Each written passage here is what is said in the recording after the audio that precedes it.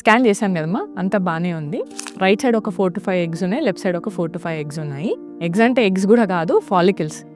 So ఇప్పుడు ఆ ఫాలికల్లో నుంచి మనకి ఎగ్ బయటకు రావడానికి టాబ్లెట్స్, ఇంజెక్షన్స్ రాస్తాను. ఓకే, ఇంజెక్షన్ డేట్స్ రాశాను. ఈ డేట్లో ఇంజెక్షన్ తీసుకొని స్కాన్ డేట్ ఉంది, స్కానింగ్ డేట్కి రండి, మళ్ళీ స్కాన్ చేసి చూద్దాం ఫాలికల్ అనేది సైజ్ పెరిగిందా లేదా. ఇన్ని ఇంజెక్షన్స్ తీసుకుంటే ఏం సైడ్ ఎఫెక్ట్స్ ఉండవా మేడం? సైడ్ ఎఫెక్ట్స్ అంటే అసలు ఏం ఉండవు. ఈ ఇంజెక్షన్స్ అనేటివి హార్మోనల్ ఇంజెక్షన్స్ అనమాట. సో హార్మోన్స్ జనరల్గా తీసుకుంటే మన బాడీలో ఎగ్ పెరుగుతుంది కదా, ఎగ్ పెరిగేటప్పుడు కొంచెం ఈస్ట్రోజన్, ప్రొజెస్ట్రాన్ అనేటివి వస్తాయి. వాటి వల్ల జనరల్గా బ్లోటింగ్, సో కళ్ళు దిగినట్టు ఉండడము, ఇట్లాంటి సెన్సేషన్స్ ఉండొచ్చు. కానీ హార్మోన్ బాడీ నుంచి వాష్అవుట్ అయ్యే పీరియడ్ 4 to 5 days అనమాట. సో మనం ఇచ్చిన ఇంజెక్షన్ 4 to 5 daysలో మన బాడీలో నుంచి వెళ్ళిపోతుంది.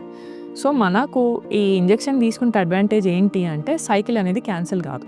సో మనం న్యాచురల్గా ట్రై చేస్తున్నాం అనుకోండి, ఎగ్ పెరగడానికి ట్యాబ్లెట్స్ కానీ ఇంజెక్షన్స్ కానీ ఇవ్వట్లేదు. ఆ మంత్లో మీకు అసలు ఎగ్గే పెరగలేదు అనుకోండి, మన ఈ మంత్ మనకు సైకిల్ అనేది వేస్ట్ అవుద్ది కదా. సో మనం ఎప్పుడైతే ప్లానింగ్ చేసుకుంటున్నామో ఆ మంత్లో న్యాచురల్గా ఎగ్ పెరగని వాళ్ళకి ట్యాబ్లెట్స్, ఇంజెక్షన్స్ తీసుకుంటే ఎగ్ బెటర్గా పెరిగే ఛాన్స్ ఉంటుంది. అంటే cycle cancellation rate is less.